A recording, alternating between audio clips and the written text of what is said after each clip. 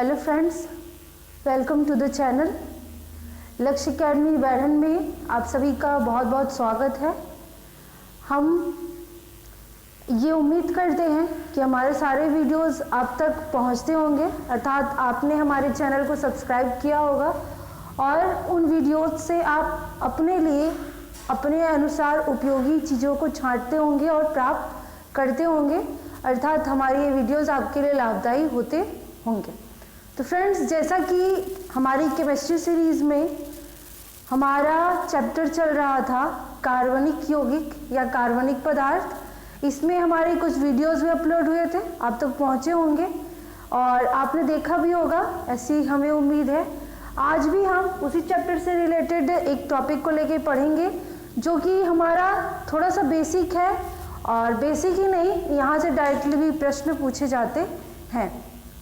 तो उम्मीद करते हैं कि आपको ये वीडियो पसंद आएगा, आपके लिए उपयोगी होगा। और अगर फ्रेंड्स ऐसा होता है तो अंत में हमारे चैनल को सब्सक्राइब कर लें, अगर आप नहीं किया है तो इस वीडियो को लाइक करें तथा अपनी जो भी प्रतिक्रिया है, जो भी सुझाव है या आपके मन में जो भी बात आ रही है उसे कमेंट के द्वारा अवश्य हमारे तक भेजें।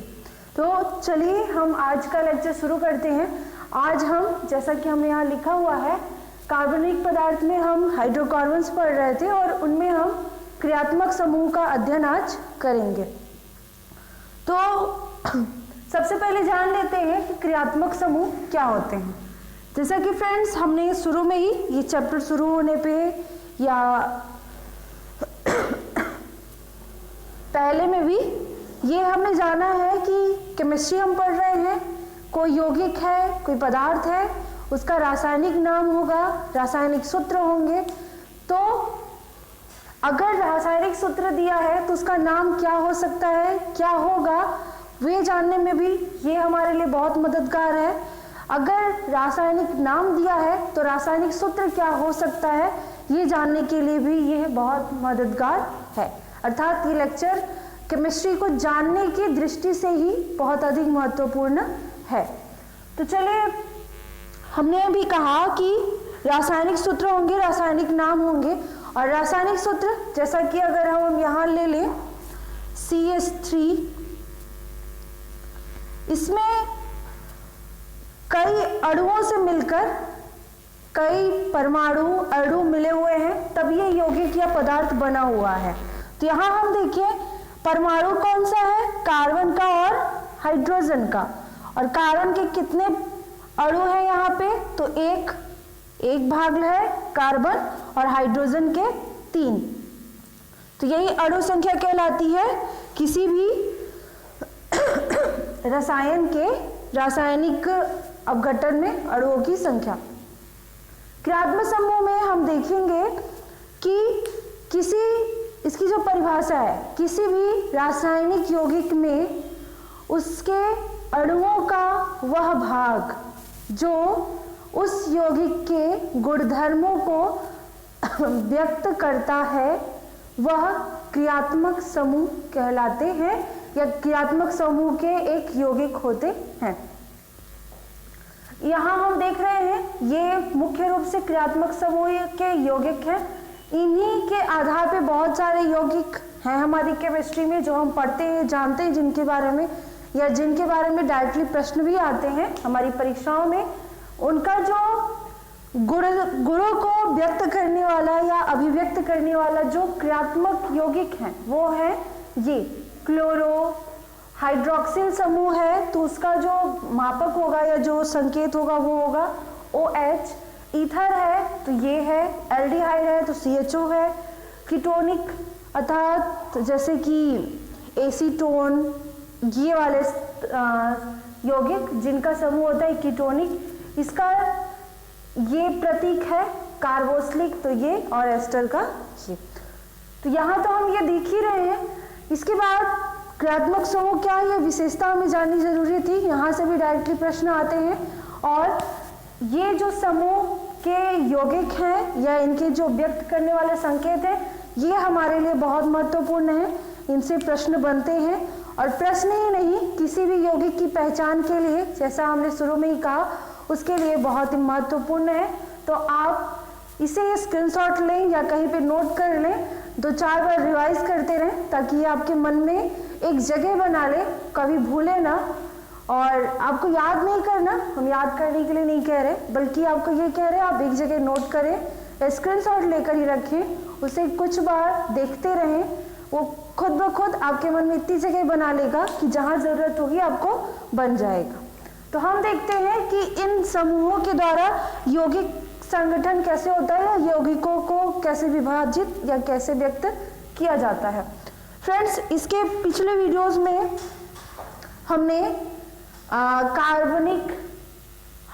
कार्बनिक यौगिकों के हाइड्रोकार्बन जब पढ़ रहे थे, उसमें हम हाइड्रोकार्बनों के प्रकार हमने पढ़ा था संतृप्त हाइड्रोकार्बन, असंतृप्त हाइड्रोकार्बन, एरोमेटिक हाइड्रोकार्बन। इनमें से भी एक हाइड्रोकार्बन के प्रकार में थे एल्केन, एल्कीन, एल्काइन और एल्किल समूह। और इसी समूह के ही लगभग पदार्थ या यौगिक हैं जो अलग अलग समूहों से जुड़कर अलग अलग यौगिक का निर्माण करते हैं।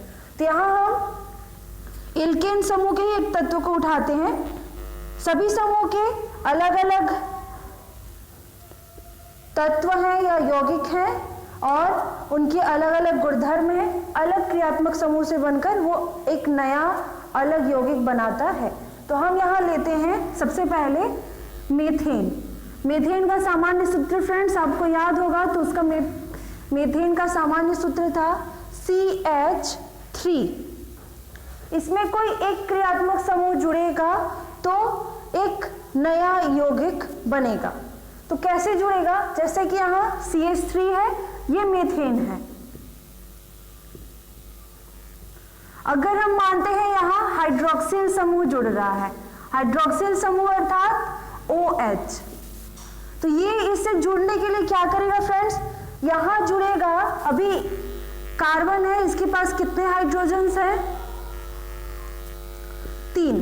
जब कोई भी क्रियात्मक समूह, हम हाइड्रोक्सिल ही नहीं कहते, इनमें से कोई भी क्रियात्मक समूह जब इससे जुड़ेगा तो यहाँ से एक हाइड्रोजन को विस्थापित कर देगा, अर्थात वहां से हटा देगा और इसकी जगह पर खुद अपने आप को बैठा लेगा।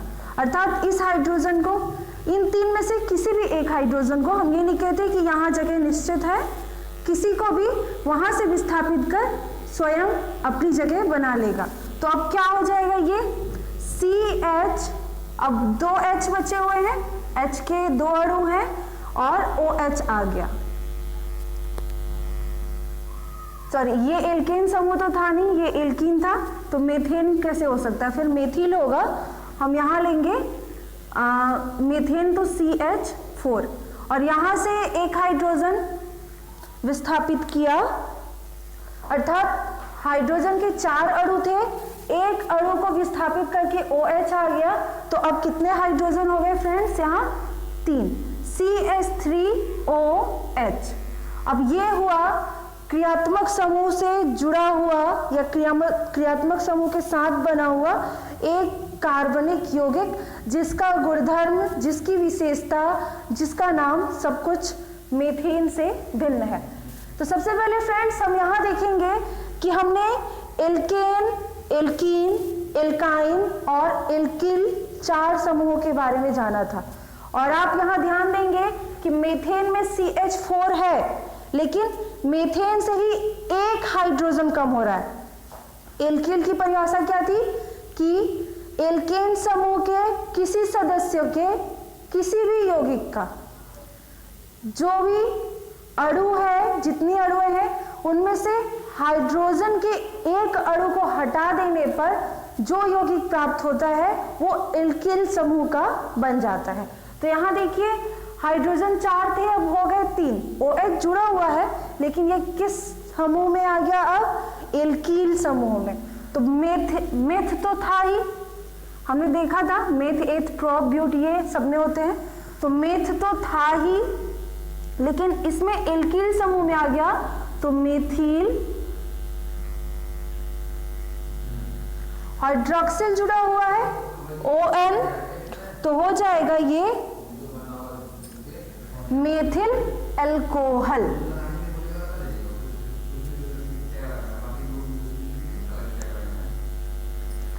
Methyl alcohol. अर्थात जो OH समूह जुड़ता है तो ये अपने साथ कौन सा नया नाम लाता है? एल्कोहल। अर्थात इस समूह के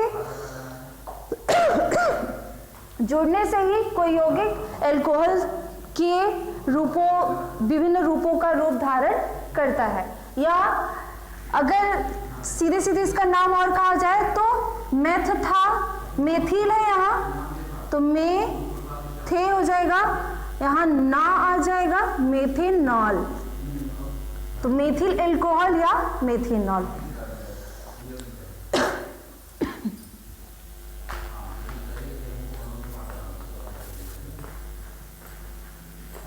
तो फ्रेंड्स इसी प्रकार से यौगिक बनते हैं। हम क्रम से एक एक दो उदाहरण देखते हैं, बाकी आपको यौगिक जब मिलेंगे तो आप खुद ब खुद समझ जाएंगे कि अब कौन सा समूह जुड़ा हुआ है और उसे क्या नाम देना है।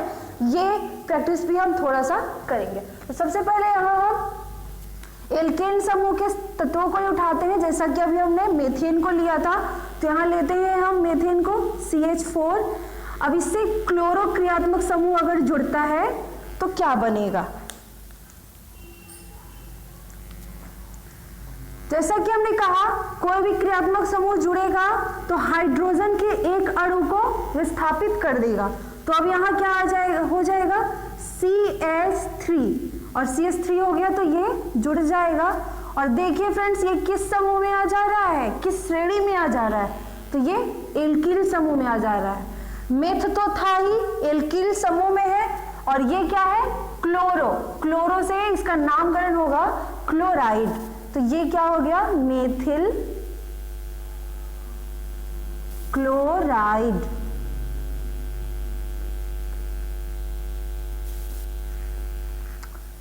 क्लोरो क्रियात्मक समूह का नाम है, इसका संकेत है Cl। जब ये किसी तत्व के साथ जुड़कर कोई नया यौगिक बनाएगा तो उसके नामकरण में क्या आएगा? ये क्लोराइड, तो मेथिल क्लोराइड हो गया। इसके और एग्जांपल ले अगर हम एथेन ले तो एथेन का सूत्र क्या होता है? C2H6। ये एथेन का सूत्र है। सामान्य सूत्र किस तरह निकालते हैं हमारे इस वीडियो के जस्ट पहले वीडियो में था। अगर आपको ध्यान ना हो या आपने देखा ना हो तो अभी उसे जरूर देख लें। ये एथेन का सामान्य सूत्र है। हमने अभी कहा कि कोई भी क्रियात्मक समूह जुड़ेगा तो वो हाइड्रोजन के एक अणु को विस्थापित कर देगा। तो यहाँ क्या हो जाएगा? ये C2H6 है तो क्या हो गया? H5। और यहाँ क्रियात्मक समूह हम क्लोरो को जोड़ रहे हैं तो हो जाएगा Cl। तो अब ये क्या हो गया? क्योंकि ये एथेन था, एथ में था तो और इसमें भी एल्किल समूह में आ जा रहा है ये, तो ये हो जाएगा एथिल क्लोराइड।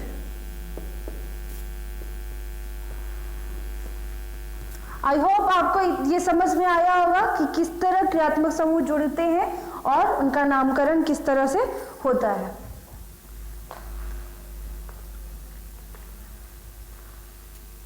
OH का हमने देखा था हाइड्रोक्सिल। ये एल्कोहल के विभिन्न रूपों को अपने साथ जोड़ता है। और अगर नाम में अगर एल्केन समूह के में जो लास्ट में E होता है उसकी जगह NO नॉल जुड़ जाता है। तो जैसे कि हम एथेनॉल, ये एक यहाँ देखते हैं हम एथेन का सूत्र लेते हैं C2H6, तो यहाँ भी एक हाइड्रोजन खत्म हो जाएगा या विस्थापित हो जाएगा, C2H5 हो गया। अब यहाँ OH क्रियात्मक समूह जुड़ रहा है तो ये क्या हो जाएगा?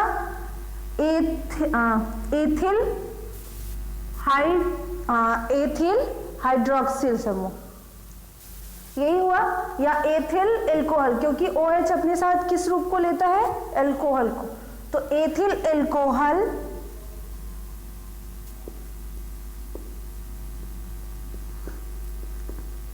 या जैसे कि हमने कहा कि नॉल जोड़ते हैं तो इसका एक और नाम में हो जाएगा एथे, क्योंकि एथ में ही था, एथ समूह में एथेनॉल हो जाएगा ये नाम। तो ये रहा हाइड्रोक्सिल समूह का। इसी प्रकार ईथर समूह भी होगा।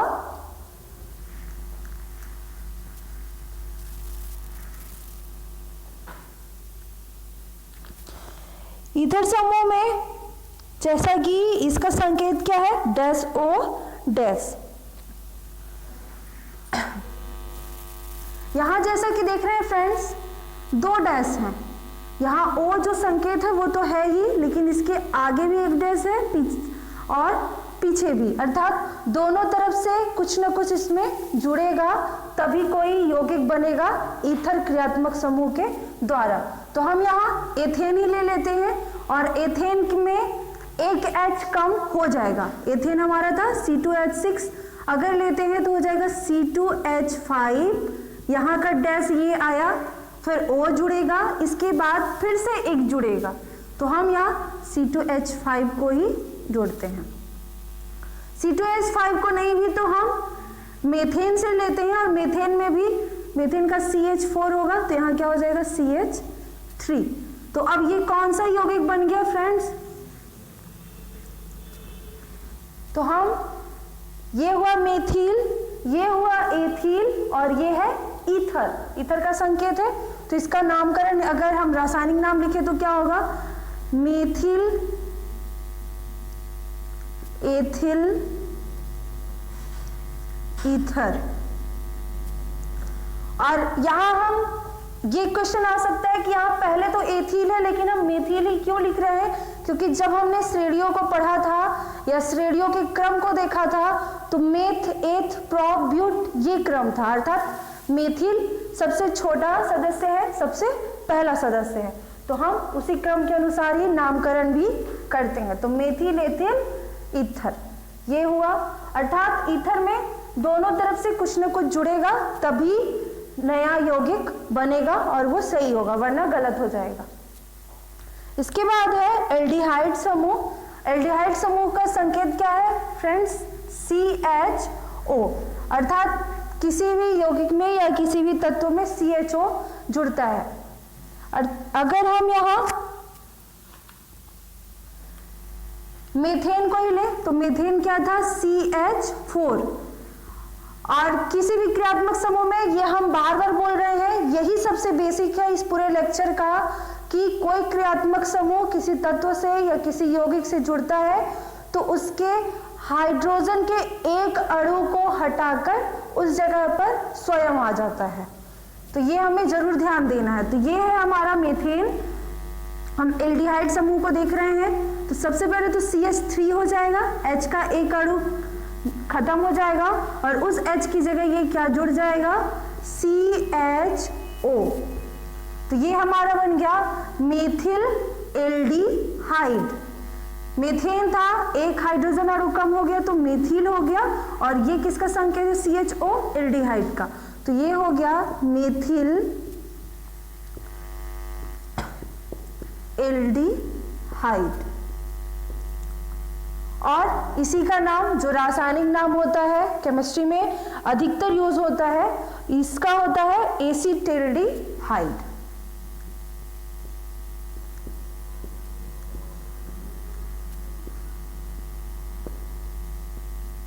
अर्थात क्वेश्चन है कि एसीटल्डिहाइड का रासायनिक सूत्र क्या है, तो CH3CHO। मेथिल एल्डिहाइड का रासायनिक सूत्र क्या है, तो CH3CHO। या यह क्वेश्चन हो कि एसीटल्डिहाइड किस कार्बनिक यौगिक का एक और नाम है, तो क्या हो जाएगा, मेथिल एल्डिहाइड का। या ये क्वेश्चन हो कि मेथिल एल्डिहाइड को और क्या कहा जाता है, तो हो जाएगा एसीटल्डिहाइड। तो ये आई होप आपको ये क्लियर हो रहा होगा। एक साथ कई बातें अगर इस तरह हो तो हो सकता है उलझन हो, लेकिन अगर आप ध्यान से सुनेंगे, एक बार में अगर डाउट हो तो दोबारा सुन लें, आपको जरूर क्लियर हो जाएगा। अगला हम देखते हैं अगले समूह में, तो कीटोनिक। इस समूह का नाम है कीटोनिक, संकेत है ये। यहाँ देखिए फ्रेंड्स, इस तरह से बना, यानी यहाँ कोई कुछ जुड़ेगा, यहाँ भी कुछ जुड़ेगा, और यहाँ तो ये है ही, यानी यहाँ भी दो चीजें जुड़ेंगी, और ये कीटोनिक समूह है। और इसमें लास्ट में कोई भी यौगिक जब बनता है तो लास्ट में जो उपशब्द जुड़ता है वो होता है टोन।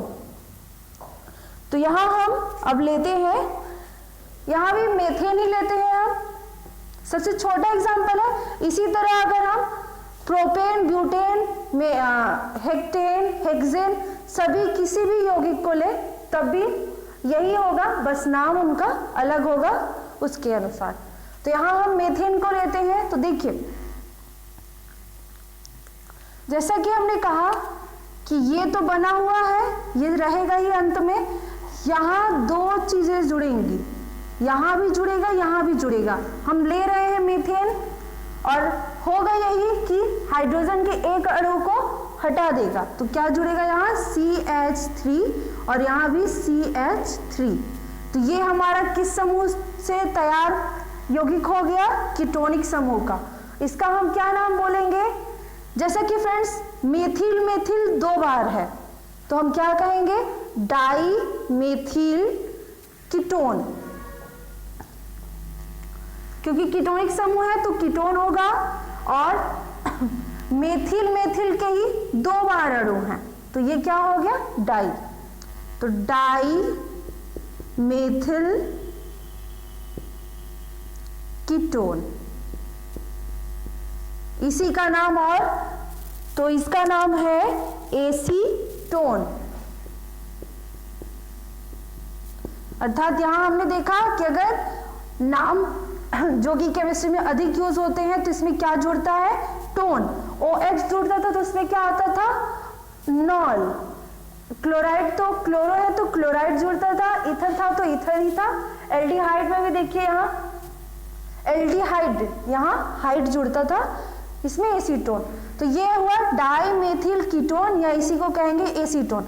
यहाँ प्रश्न हो सकता है कि एसीटोन का रासायनिक सूत्र क्या है, तो हो जाएगा CH3 ये होगा, या इसी को हम इस रूप में भी लिख सकते हैं CH3, फिर यहाँ C, ये डबल बॉन्ड करके O, फिर यहाँ से CH3। इस तरह भी हो सकता है, ये स्ट्रक्चर भी हो सकता है, लेकिन दो भाग होंगे। तो ये रहा कीटोन समूह का। अब अगर ये हो कि डाई मेथिल कीटोन का और क्या उपनाम है, तो हम लिखेंगे एसीटोन, या एसीटोन का सामान्य नाम क्या है रसायन में, तो डाई मेथिल कीटोन। ये रहा फ्रेंड्स। यहाँ हम एक और तथ्य हम आपको बताएं कि दो भाग हैं तो हम क्या लिख रहे हैं? डाई।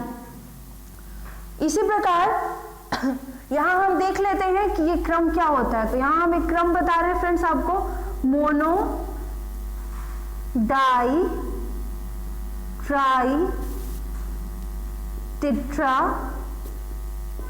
5वें नंबर पे आएगा तो पेंटा, 6 पे आया तो हेक्सा, इस तरह से।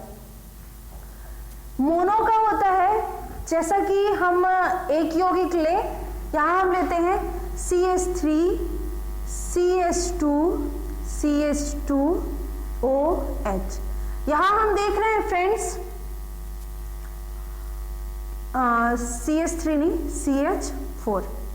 ये तो मीथेन था और यहां OH भी जुड़ रहा है जो इनके हाइड्रोजन अणुओं को कम कर रहा है। लेकिन हम यहाँ देखें मीथेन है और एथिल ग्रुप से भी है, यानी दो यौगिकें जुड़ रही हैं। तब हम अगर इनका नामकरण करेंगे तो मोनो का यूज करेंगे।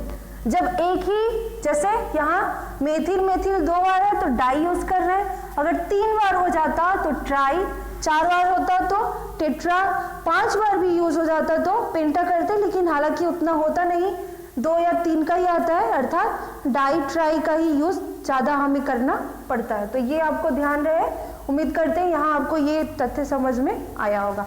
आगे हम देखते हैं हमारा अगला समूह क्या है, कार्बोक्सिलिक समूह, जिसका संकेत क्या है फ्रेंड्स, COOH।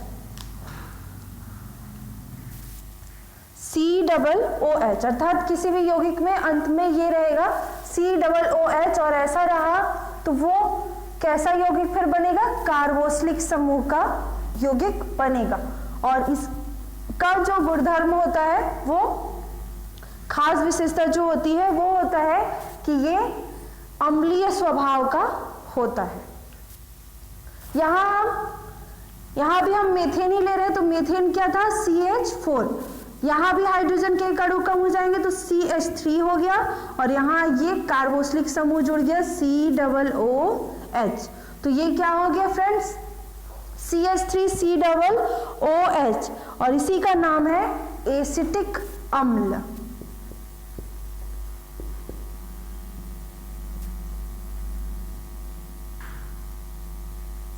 हमने भी कहा कि कार्बोक्सिलिक समूह किस स्वभाव का है, इसकी खास स्वभाव क्या है या खास प्रकृति क्या है, अम्लीय है।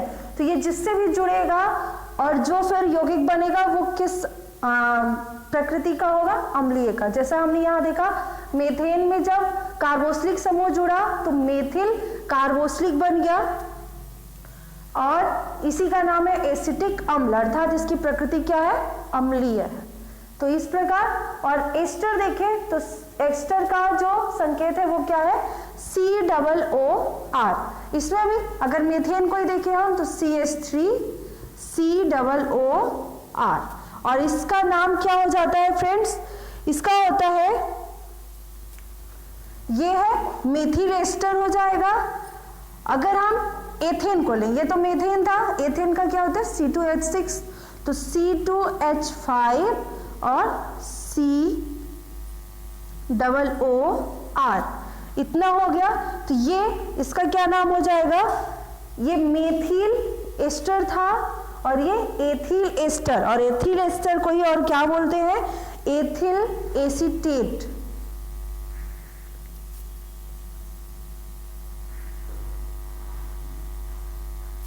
Ethyl acetate.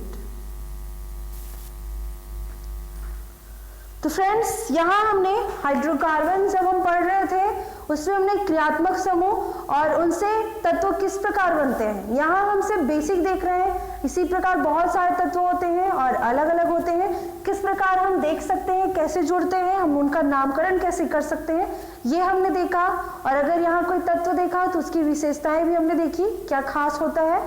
आई होप आपको ये वीडियो पसंद आया होगा और ये आपके लिए लाभकारी भी होगा। हमें आपको शायद हो सकता है ये वीडियो देखने में तुरंत लाभकारी ना हो, लेकिन अगर आप केमिस्ट्री को अच्छे से समझना चाहते हैं, जो भी समझना चाहते हैं केमिस्ट्री को, उसके लिए ये चैप्टर बहुत ही ज़्यादा उपयोगी है। तो आप वीडियो को अंत तक देखें बिना स्किप किए और अंत में लाइक, कमेंट और शेयर जरूर करें। धन्यवाद।